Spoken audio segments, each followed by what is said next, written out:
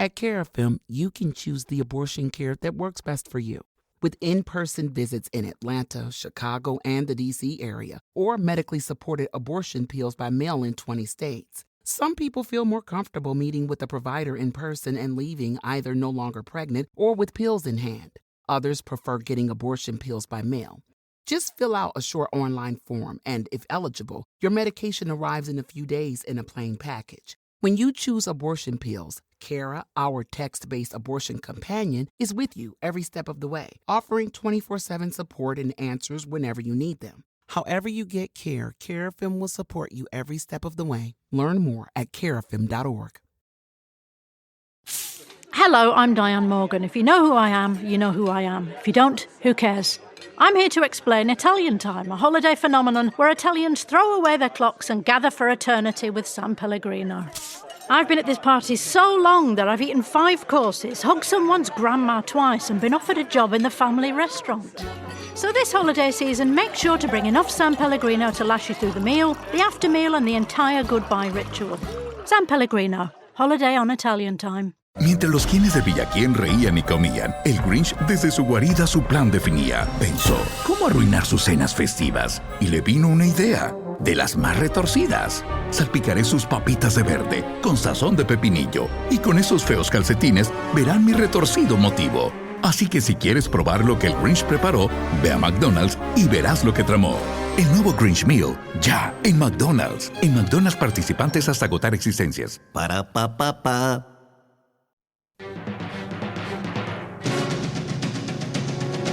Listen, I think it's going to blow in El Salvador real soon. I thought if you guys could get me a new press card and $2,000, I could get you some really good stuff. What do you say?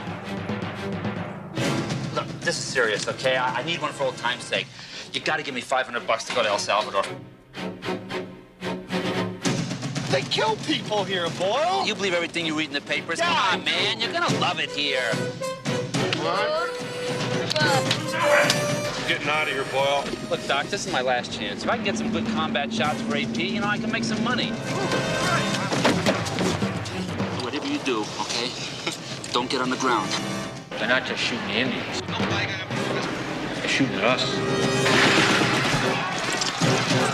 Chaos has descended on tiny El Salvador in Central America. They rearranged this kid's molecules and they took their time about it. Richard. He is dying out there right now while we're talking. Hey, cool, man, I'll get you out, okay? So any information or photos you can throw my way. It'd be fantastic. I mean, they could come tonight, they could take her away, and they could kill her, too. Richard, that doesn't have anything to do with us. Marry me.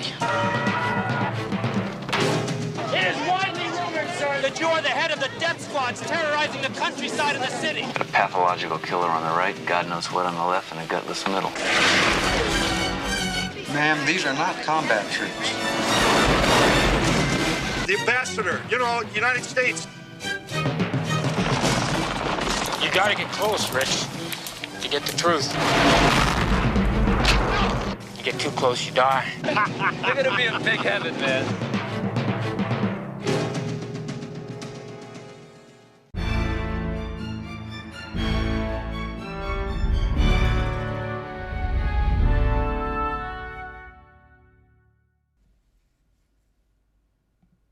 Hello. On the 2nd of December 1980, 4 American nuns were driving from San Salvador International Airport when their van was attacked and run off the road. Men from the El Salvador National Guard, the ruling government's military, dressed in civilian clothing, raped, shot, then buried the 4 women. This event failed to halt US funding of the Salvadorian regime as billions of dollars were spent in propping up the fascist rulers. In 1985, before shooting Platoon, Oliver Stone began filming this powerful movie, starring James Woods as Richard Boyle, so this is your January Film Club. Please do like, subscribe and follow, and if you can leave a kind rating then thank you. But it's over to me, Roger and Tim on Salvador.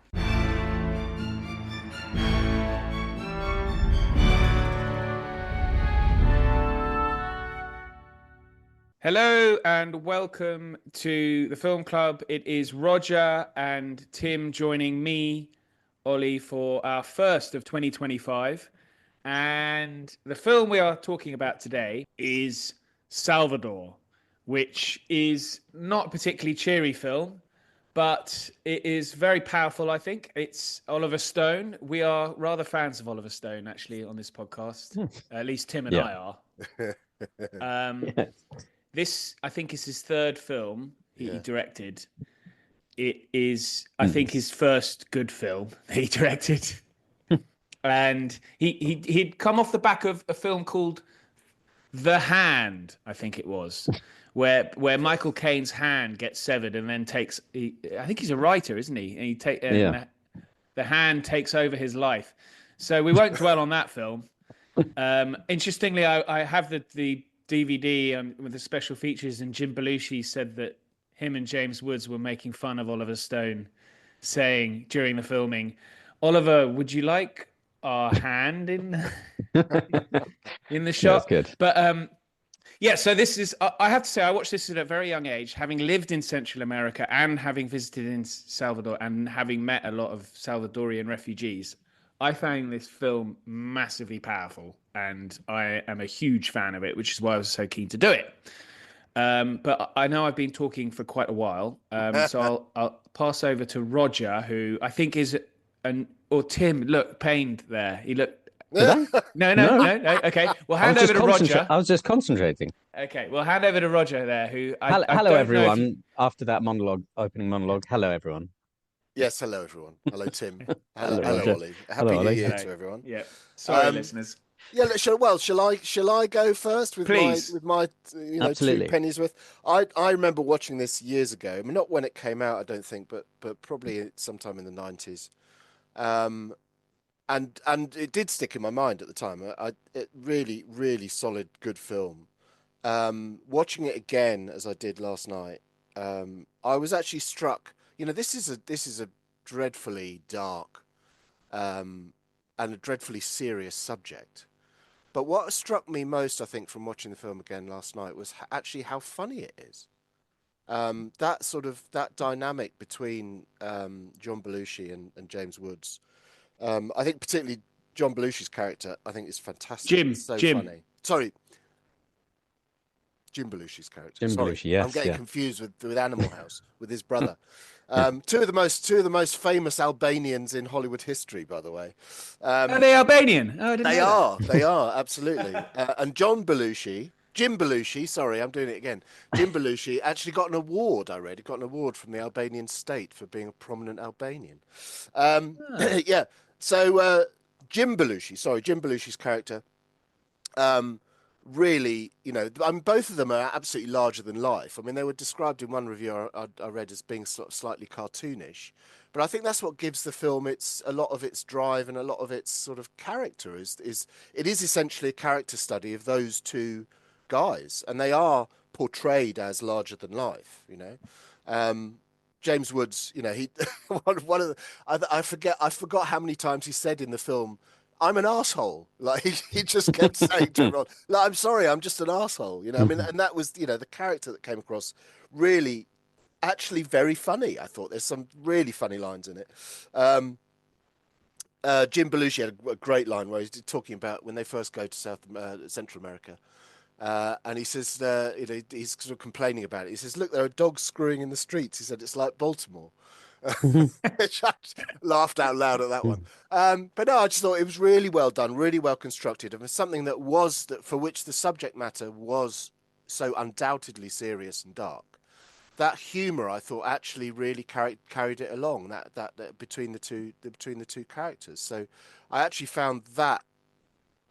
Paradoxically, I think it's sort of historically problematical, but I think it actually really carried the film along and was one of the standout features for me.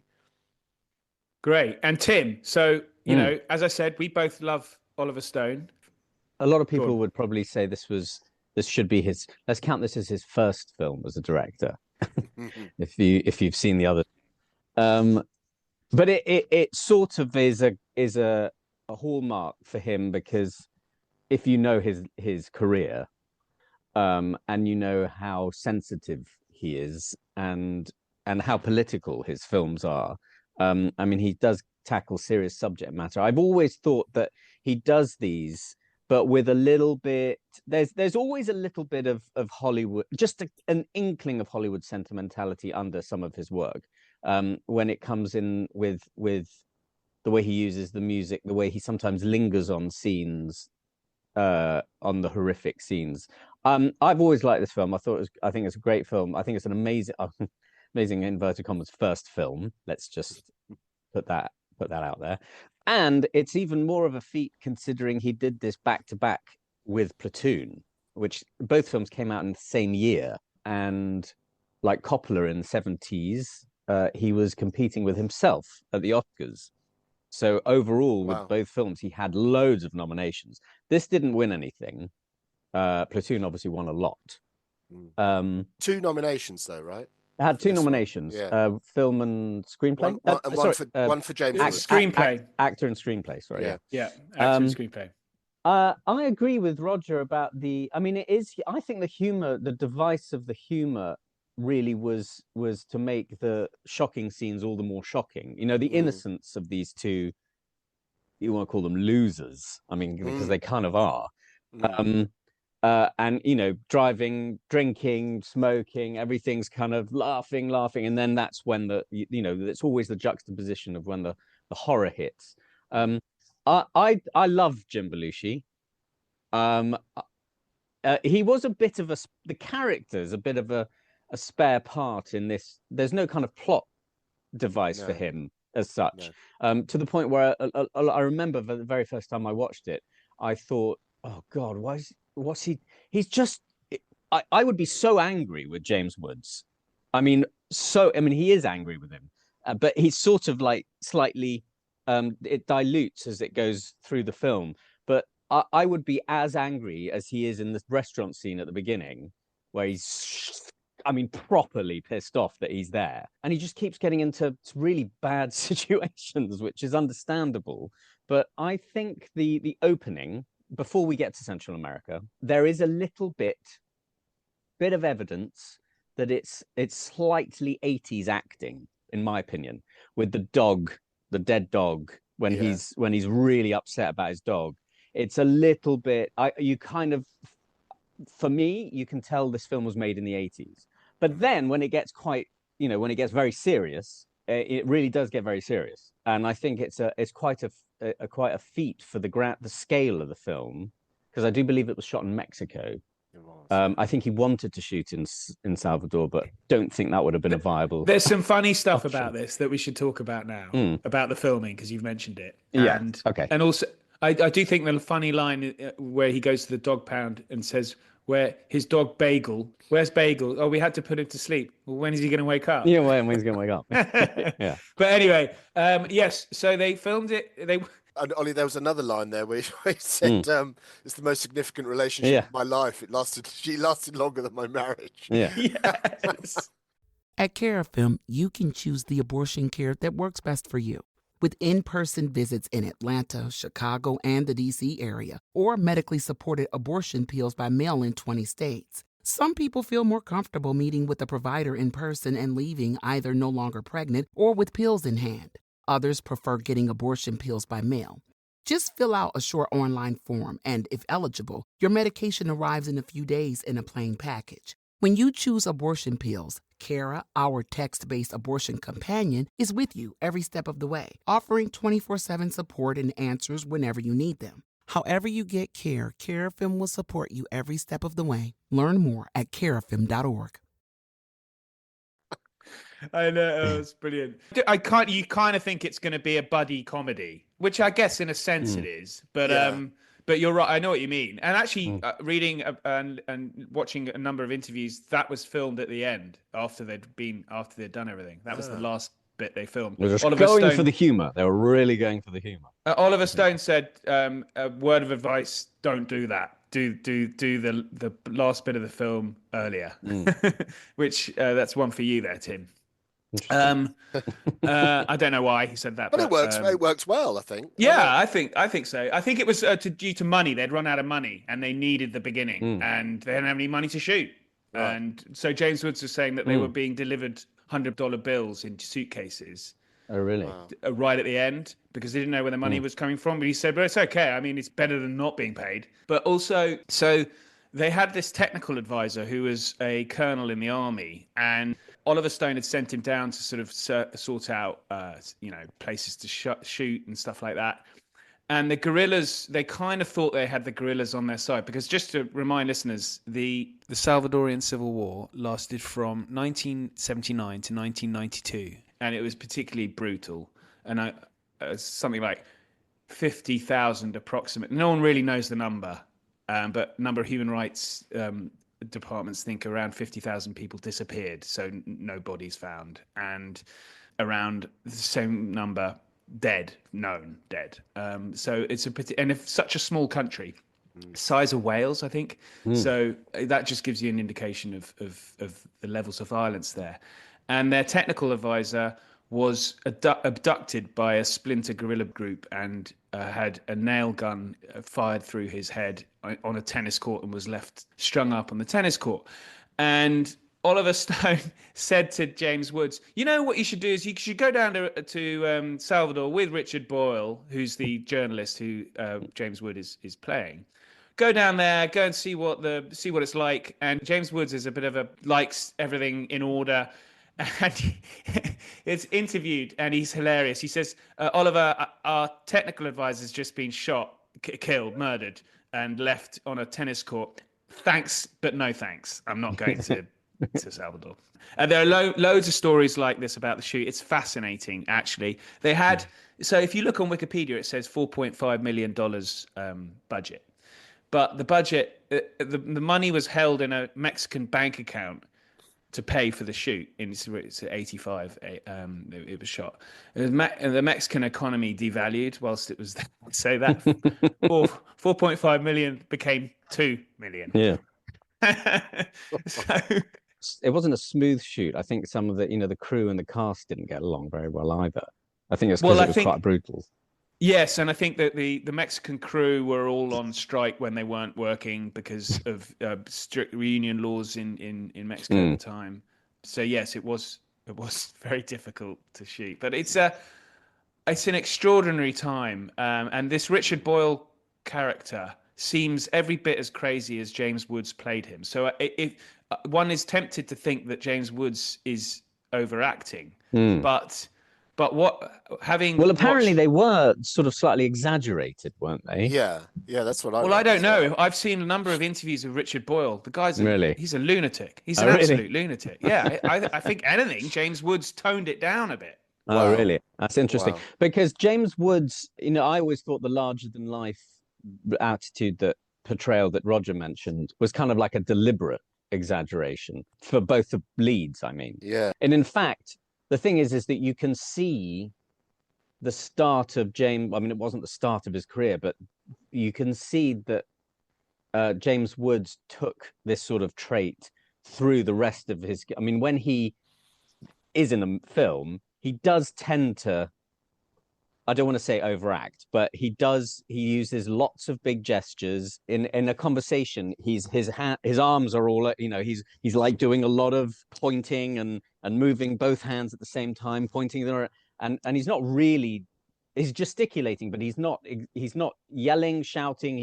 He's just talking. And it's kind of like a thing he does. Sometimes it's a bit too much. He draws my attention to the fact that he's performing.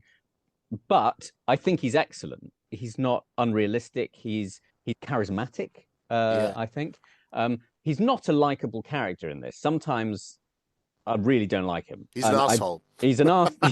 Yeah. Well, Richard Boyle and James Woods hated each other. They hated each other. They didn't get on. But that maybe kind of worked. Stone and James Woods fell out massively throughout the film, but by the end they were reconciled. And then Stone offered him a role in Platoon, and I think James Woods said, "I don't want to go back into the jungle with you, Oliver."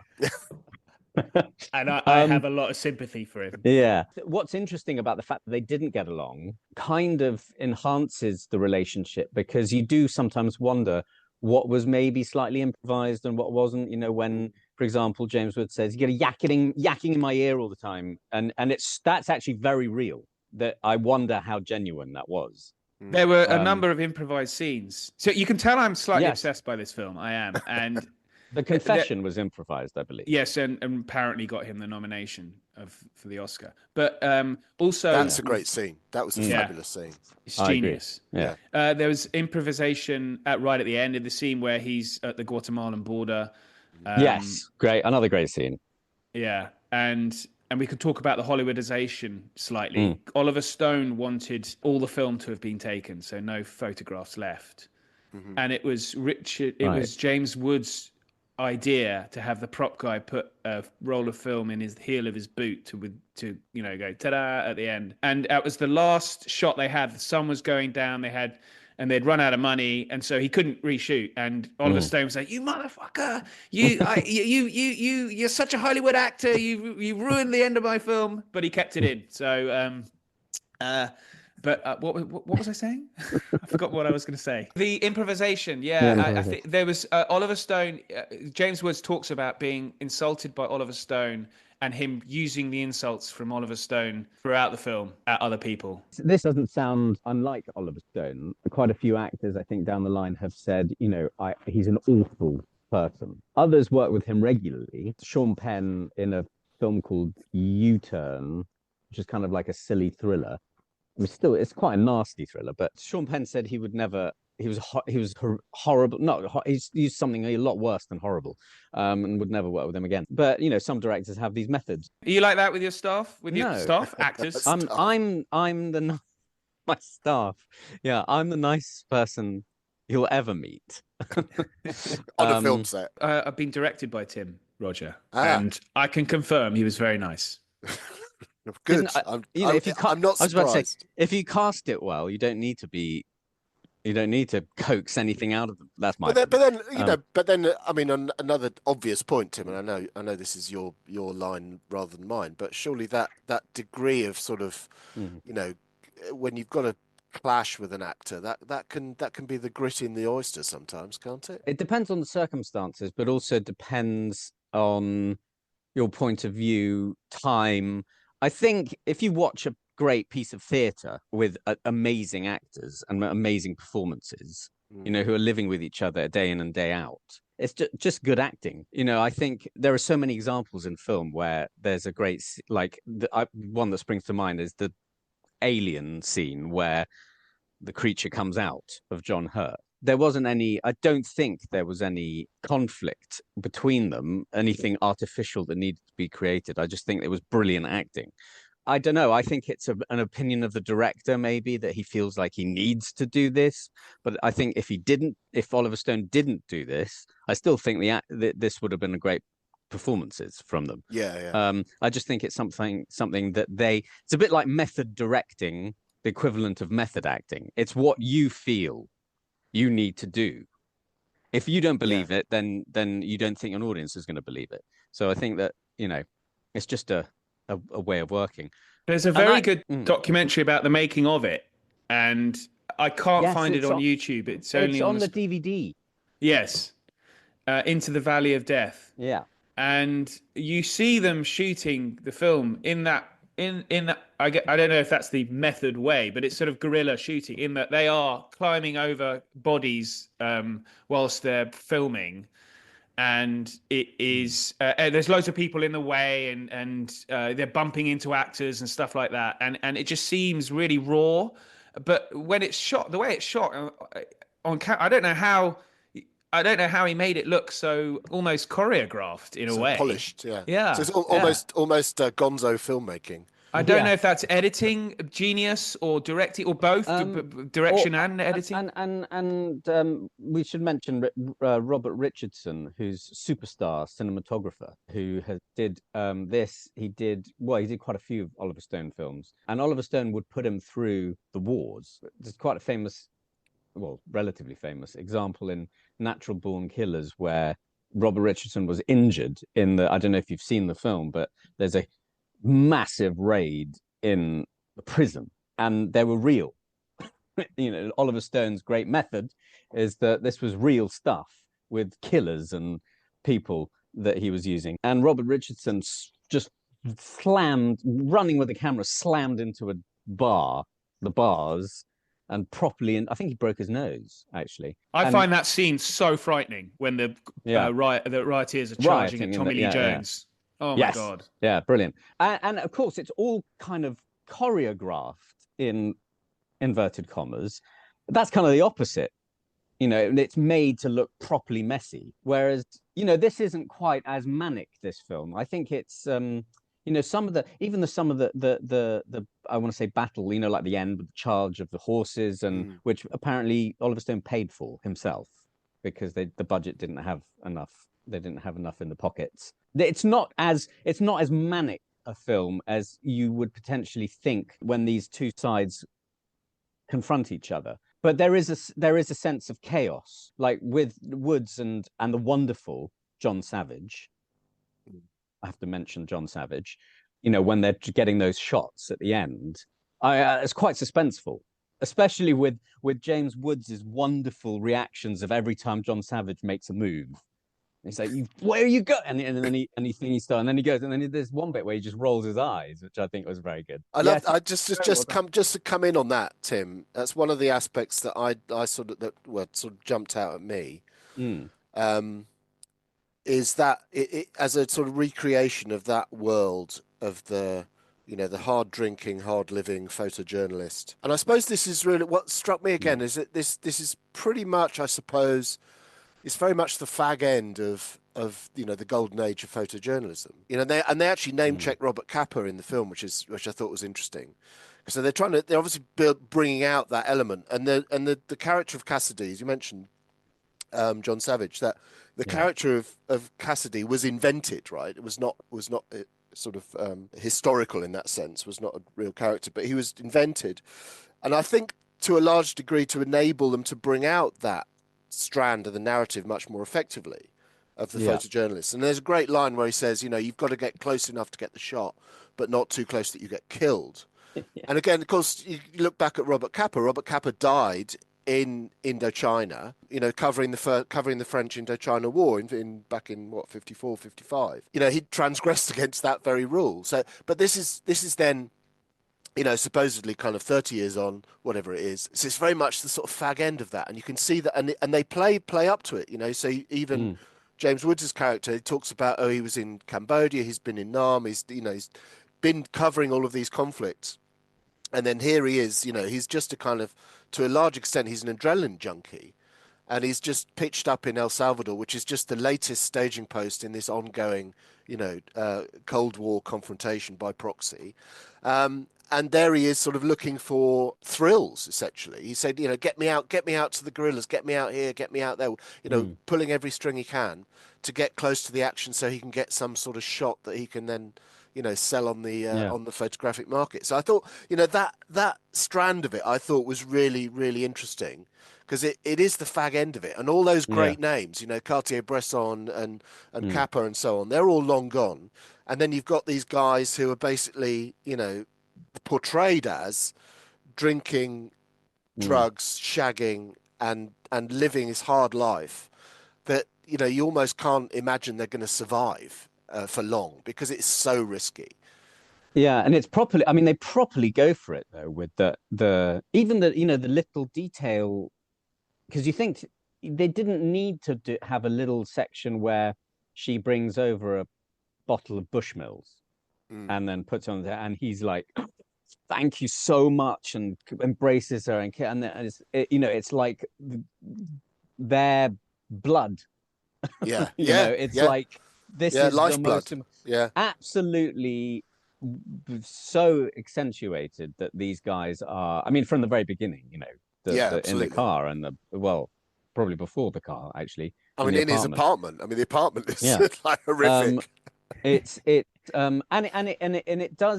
really is. What struck me as well watching it again was that scene, which leads on from their commitment to it, is the scene that again is so well juxtaposed, where it's the first scene where they're taking photographs of all the dead bodies on the hill. Yeah, and Savage talks about, in this horrible scene, is talking about art.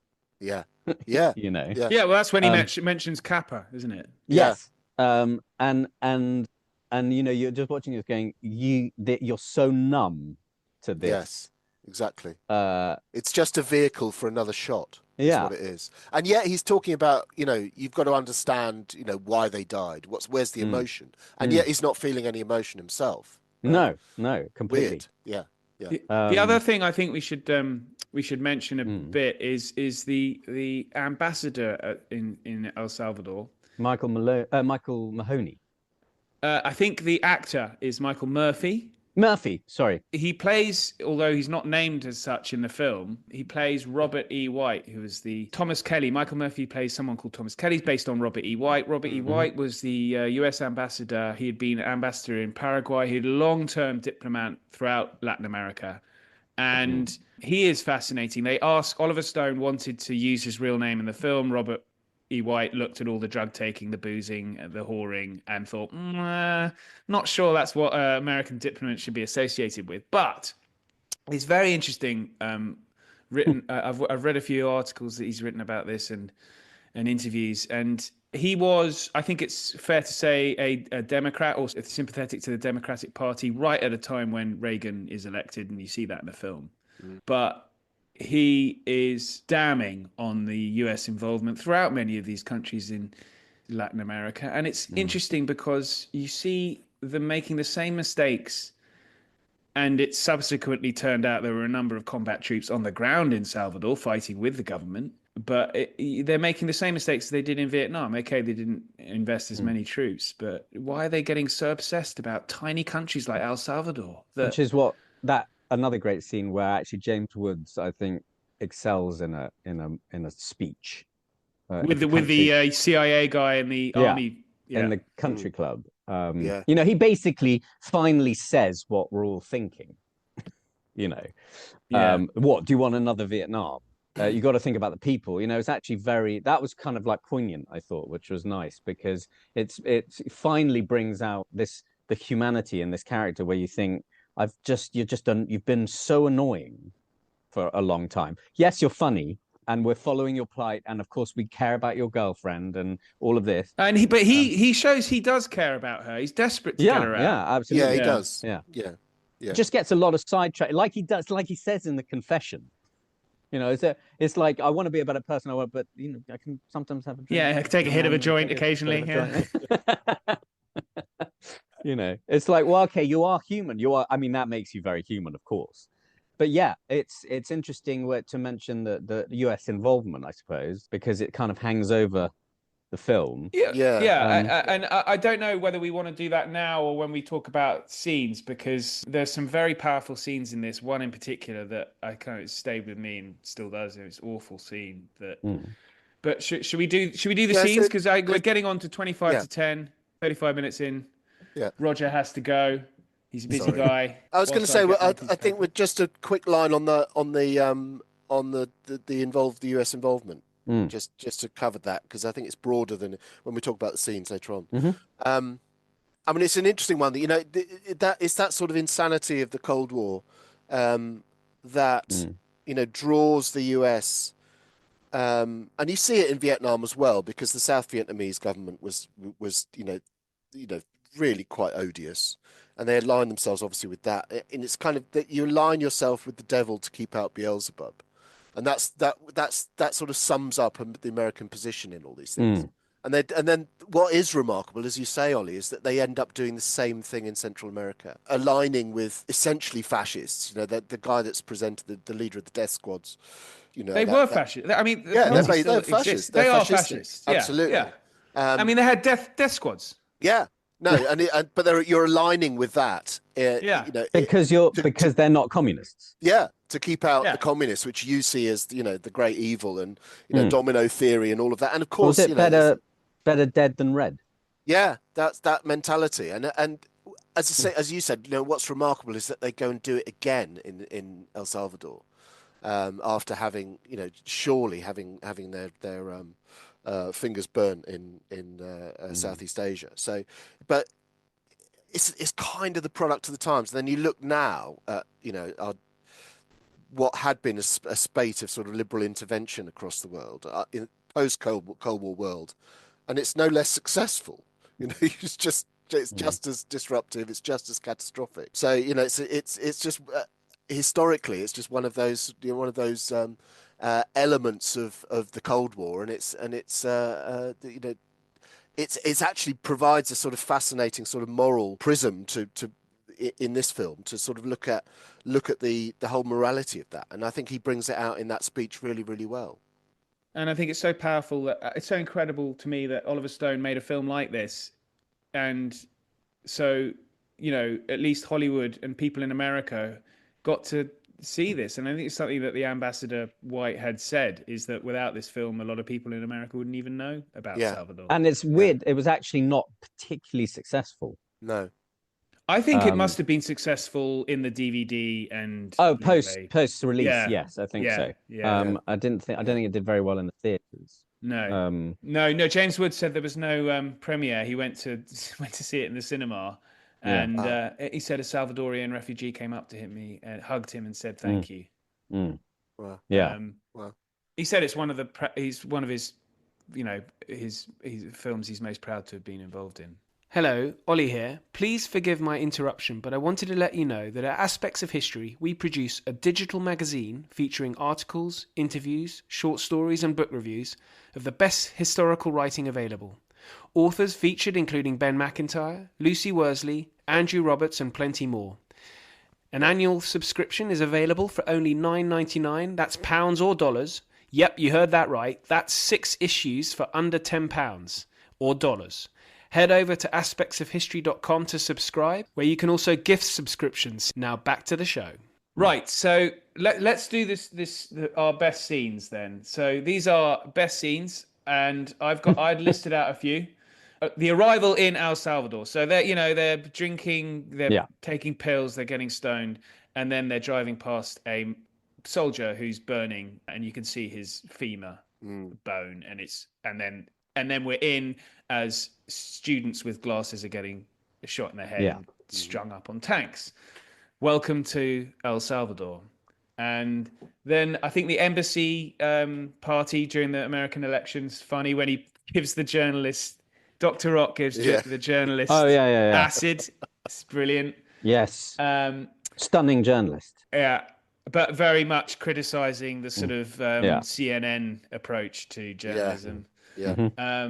Major Max, the press conference where gets a few uncomfortable questions from Richard Boyle, and then there's a sort of altercation towards the end. I think that's really good because that is almost the sort of the meeting between the ultimate bad guy in the film and the journalist. Major Max, who's just a quick line on Major Max. So Major Max played by Tony Plana, who's a long-time Oliver Stone actor, I think.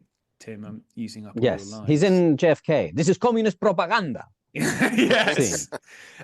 He was when James Woods walked off the set when he thought he was going to get killed by a airplane flying too low. Tony Plana was running after, going, "No, James, we need you. Without you, this film, And he plays Major Max. James Woods running away from the set, just running. Yeah. But they had set up a roadblock, so he wasn't going anywhere. Yeah. And Oliver Stone had said to the security, "There's a mad gringo running around with a gun. Don't go near him." Major Max is based on Roberto D'Aubuisson, who's Major Bob, in charge of this fascist group, the Death Squads. It's just quite simply a fascist. I'd add to your list of scenes that moment where over dinner and he's saying who's going to have the honor of the sort of Henry II Archbishop of Canterbury. Yeah. He actually says, "Who will rid me?" Yes. Yeah. But that's a powerful scene. That's good. What else? Rape scene is just so powerful. Yeah. The cavalry charge. And then the Guatemalan border. And the confession. Yeah, I've got the confession. Yeah. I didn't have that. Okay. I should have. I'd add, I agree that the first time with the road accident at the beginning, I agree with you. I wouldn't put the cavalry charge up there with the best scene because I think it was the I think what I meant was Battle of Santa Anna, where you get. I just feel like, you get both sides facing each other. A lot of scenes like that done. I would just say not better, but I just think there are better, I think, more powerful scenes in this film. The reason why I picked it is because, as the ambassador said, is the thing about you have to know about the Salvadorian army is they didn't really have much of an enemy outside their borders. Okay, you had the football war in '69, but that wasn't really a proper war. It was more rioting than anything else. The Salvadorian army during that time, what they were very good at was shooting civilians. And any time they came up against an enemy of equal sort of arms, they crumbled because they weren't motivated to fight. They didn't really care. They were poorly paid. And they viewed the wives and children of the campesinas, the peasants, as legitimate targets, and that's who they were most effective at killing. And so the reason why I like the Battle of Santa Ana is you get to see the army losing to these guerrillas and being crushed by the guerrillas. And obviously, the roles are reversed when the funding taps turn back on. I do put in that. I did put John Savage's death because I liked it because it wasn't overdone. He didn't. John Savage is actually very underrated, I think, in doing terror, because his terror in The Deer Hunter is masterful, and he then takes it even further. I don't know if you've seen. Well, you must have seen. You have seen The Thin Red Line, where he just goes a bit mad. And he does it so well. He does such terror. And I thought he was, when I was watching this, I had forgotten, and I thought he was going to go for it. And I just loved the way it was slightly just really subtle. It was actually quite sad. Yeah. And I loved James Woods' medical knowledge of puncturing his throat. Yeah, tracheotomy, Yeah, with a pen, I think, wasn't it? I've also put when the Jefe and his men tell James Woods, let's go down to the beach. Yeah. Yes, that's very good. I thought that's a great Not only scene. am I an Irishman, I'm a Viking. I thought that was really good because I was quite tense. The way James Woods moves there is brilliant. Yeah. It's like, what are you going? He just does. You've got a what have you got? You've got mace, but they've got mace guns. and a knife. They've got guns. Yeah. Well, okay. Well, let's zero in on these. To me, it's the rape scene. It's so powerful that I think it's one of the most powerful scenes I think in all the films I've ever seen. I'm surprised you haven't put. I thought the passport control scene at the end was really good. It was. I did mention that at the Guatemalan border. Yeah. Oh, you did. Oh, yeah. Okay, sorry. But to me, it's the rape scene. Yeah, the rape scene is just. Yeah, I mean, it's shocking. How often do you see something like that? I mean, it's very rare. It's true. Yeah. Just don't watch a film called Irreversible. Right. Gaspar Noé. Yeah. Don't. I'm telling you, don't. Okay. And this was based on a real event. Okay. So yes, it was. And this was why actually Robert White, who was I'm mentioning again, is this sort of really impressive guy, Fulbright scholar, worked in Latin America his whole career. He was, I think, 2 of the nuns stayed with him the night before they were murdered. And they were picking up another couple of nuns from the airport and driving onto a part where they were going to help out women and children who had been injured in the fighting.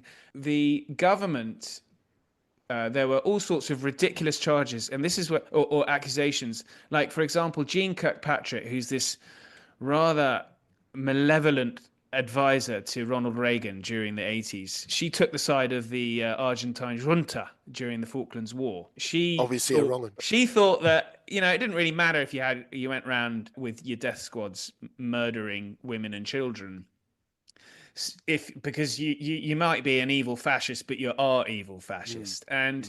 And she had accused them of jumping a roadblock, and that's actually repeated by the journalist in the when they. Yeah, so that was an interesting little vignette of that. So, again, that critique of the, I think you said before, the CNN style journalism, where it said, oh, maybe there was a firefight, and it said, what, 4 nuns? There was a firefight.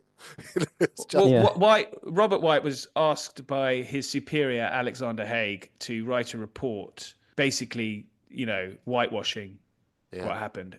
White refused, and he was sacked. It's a really despicable chapter in American foreign policy. And so that to me it rather sums up the whole experience of the Americans in Salvador, you know. Yeah, I agree. I'm going to home in on the scene. I think that, and I thought the confession, because as I said at the top, what struck me about the film, in spite of the sort of the horror of its subject matter, was that undertone of humour that came out of it, which I really enjoyed. And I think that comes out in that confession scene, and it shows you James Woods, I think, at his manic best.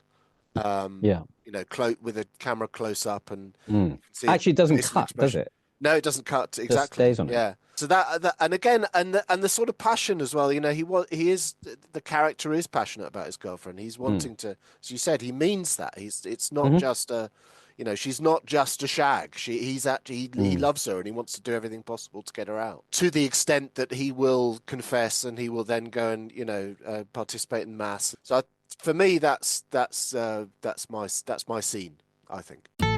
Building a portfolio with Fidelity Basket Portfolios is kind of like making a sandwich. It's as simple as picking your stocks and ETFs, sort of like your meats and other toppings, and managing it as one big, juicy investment. Now that's pretty good. Learn more at fidelity.com/baskets. Investing involves risk, including risk of loss. Fidelity Brokerage Services, LLC. Member NYSE SIPC. You see, it's because that confession scene is lots of fun and it's really nice, and I agree, it's great performance and everything. But in the context of the film, it's actually not that important. This film is about the Civil War. No, but I agree. But it depends what you know. When you think of El Salvador, when you think of Salvador the film, and you go, there's a rape scene that is extraordinarily powerful and it's horrific. But the best scene I thought was I'd go. It's the most horrific scene in the film, but there's a difference between horrific and best. I think, I don't know. You could argue it's the best scene because it's so powerful. Yes. Maybe because it's so horrific. Well, it's not. Remember, it's not favorite scene; it's best scene. Yeah, that's true. That is true. And kudos to the makeup department, because they went proper detail in the aftermath of it. You know, it's not just a shot to the head.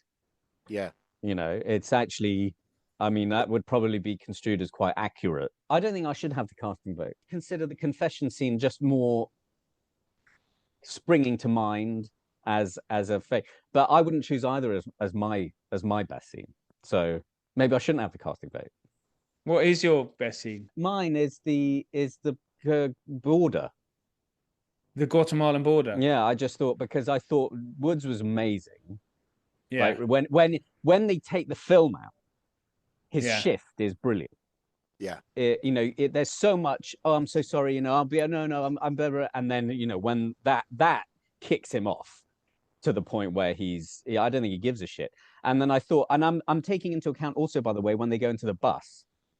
Because he's brilliant in the bus. Like, just the look when it's like, when the rifle doesn't fire. Oh, what, are you kidding me? In that moment, they were speaking in Spanish, the actors, before they pulled the trigger on it. And James Woods heard the word blanco. And he went, stop. And Oliver Stone was like, what the fuck are you doing? We got to keep on shooting. And it turned out there was a blank in the rifle that if it had been fired, would have killed him. Yeah. So you could, maybe that's why he's so good in that scene. Well, it's great to have a powerful scene, right at the end of the movie as well. Yeah. So maybe flip a 3-sided coin. Okay, well, I think if we're all disagreed, seeing as it's my podcast, I get the deciding vote, and it's the rape scene, I'm afraid. I just think this was such an evil event that involves American. The great things about America is that you've got these 4 women who volunteered, sacrificed their lives, when they didn't need to, were murdered by these, effectively raped and murdered by a death squad, and then covered up by the American government. And it's just awful. Right. Most inaccurate scene. So I have 3 nominations. It's an Oliver Stone movie based on a historical event. There's inevitably going to be an inaccurate scene. So the assassination of Archbishop Romero did not take place in the cathedral. During Mass. No. It does say at the beginning it's fictionalized, doesn't it? Yeah. And it's Oliver Stone as well. Directed by Oliver Stone is a euphemism for fictionalized. The scene where they're in a kind of I don't know, secure room with the ambassador of the CIA, it's a very dodgy CIA guy who's clearly been to Princeton and called something like Chip. Oh, right, The guy with a taste for very nice jumpers that he sort of yellow jumpers around his shoulder, with a polo shirt, and the American general, where they say, you got to resume aid, Salvador's going to fall. Ambassador White said that he never made that call. It was his successor who resumed military aid.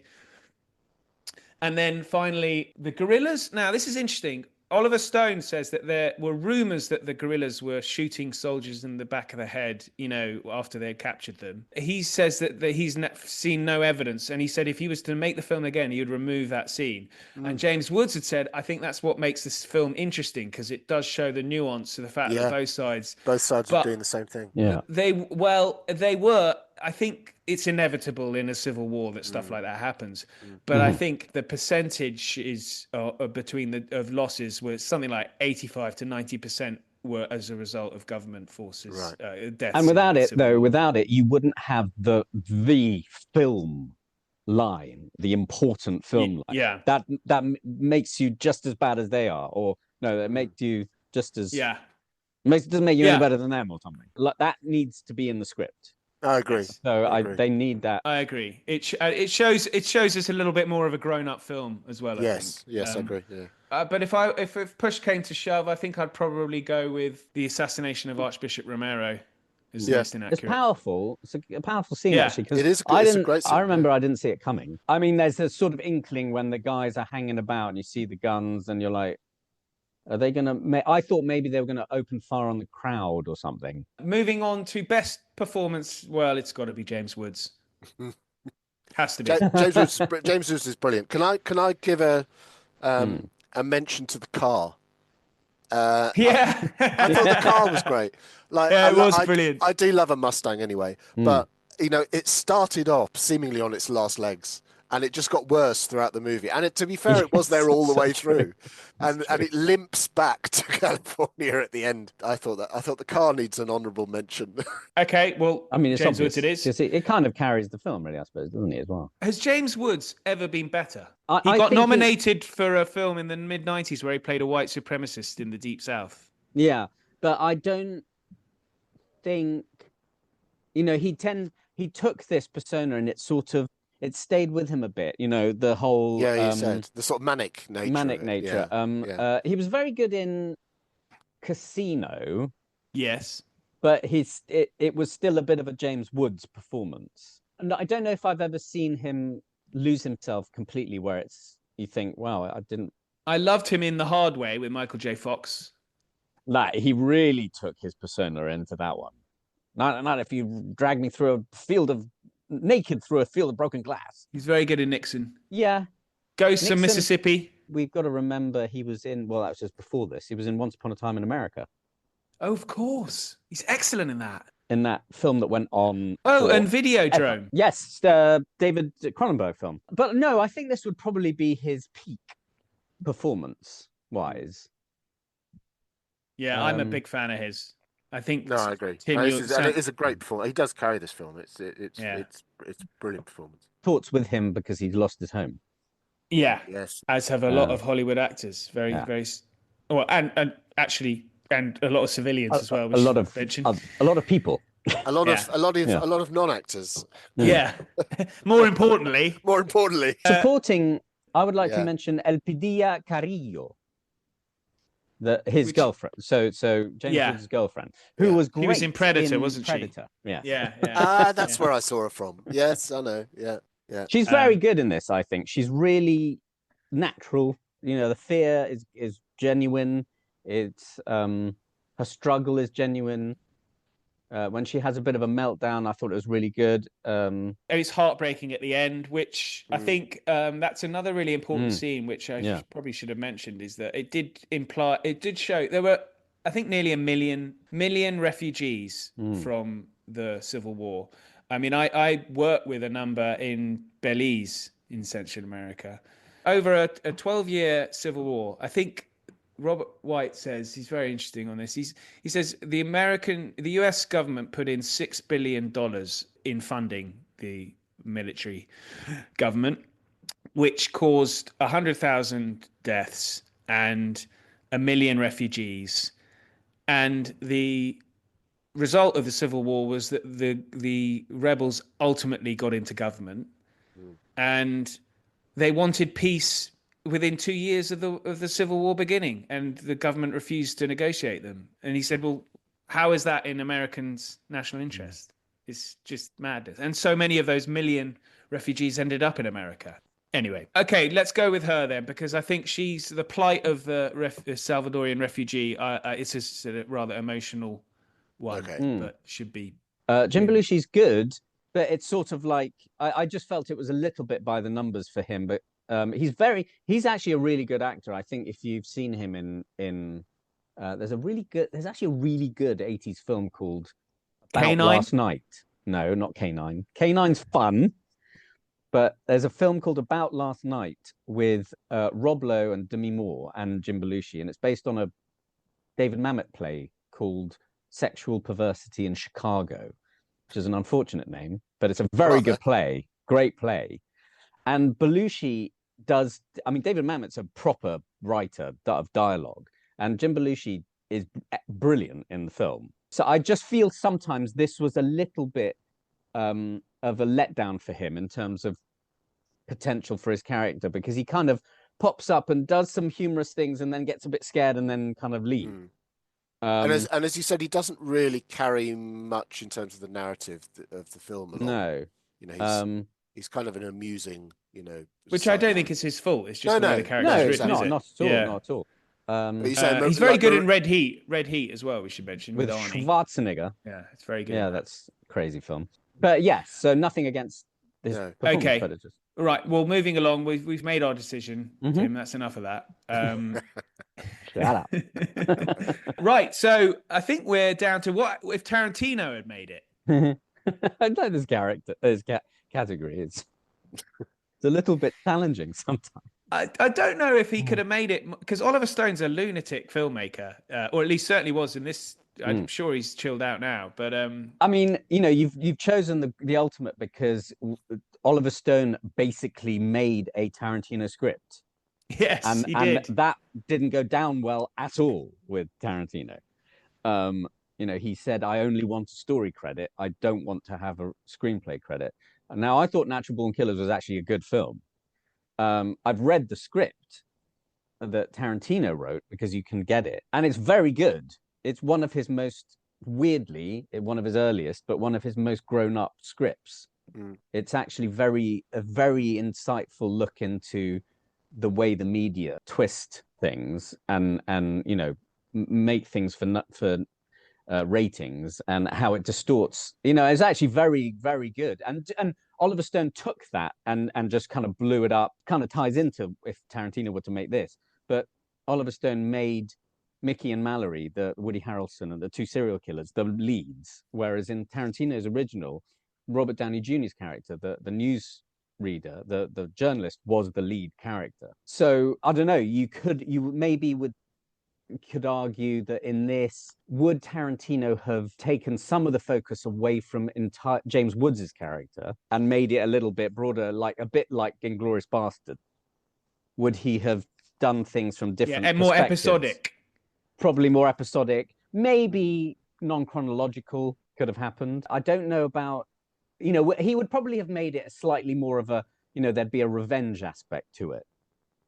We're going to go and we're going to infiltrate the fascist guys and we're going to slaughter them somehow.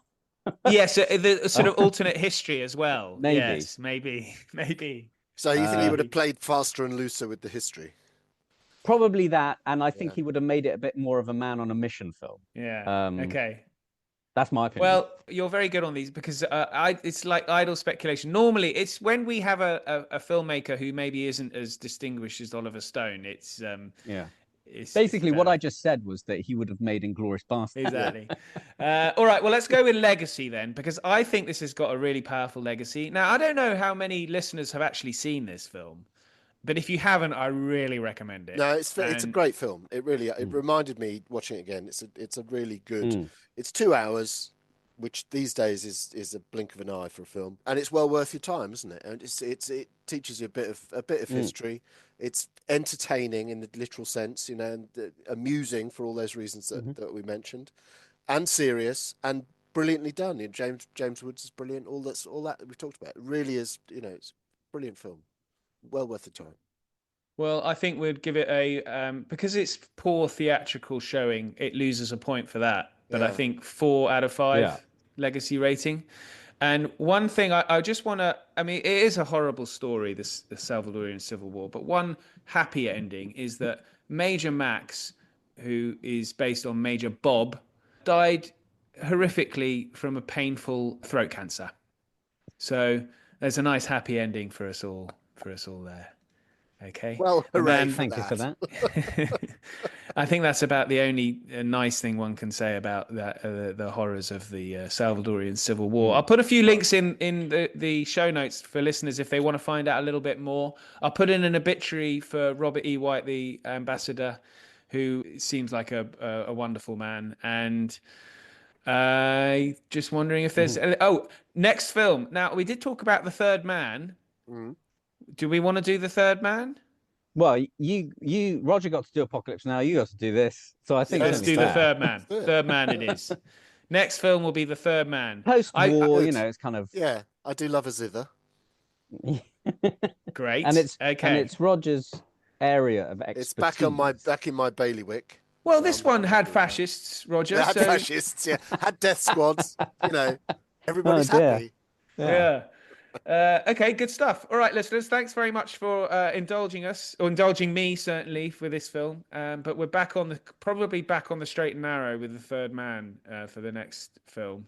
But we are going back into the fictional arena from a short story written by Graham Greene, or film treatment. I think short story came after. He wrote the short story while I think they were doing the film.